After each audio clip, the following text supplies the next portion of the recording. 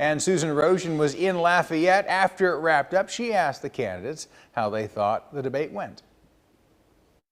Kurt, after the debate, all of the candidates were invited to talk to reporters through that door, and they all came except one. State Attorney General Jeff Landry, the frontrunner, was not here.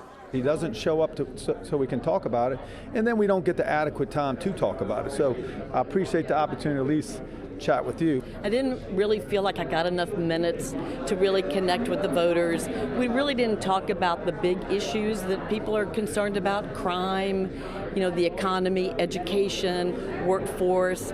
We didn't get to those issues. I feel fantastic about tonight's debate. I am somewhat saddened that we didn't get a chance to talk about education and health care.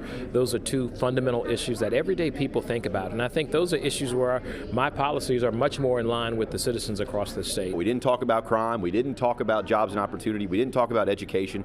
Those are three things that I've worked on in the legislature, and I think it was kind of a disservice to not talk about that. At the same time, I think the debate was really good. I think you got to see a lot of, the disparities between candidates, and I think it went really well. I think it went great. I mean, look, this is the first opportunity where all 7 major candidates were able to go on the stage and talk directly to voters. I think we as candidates owe that to the voters, and I think the voters expect that. If God allows me, I'll be the best governor that Louisiana ever had. If I make that runoff, I'm the only one in this group that beats Jeff Landry head up.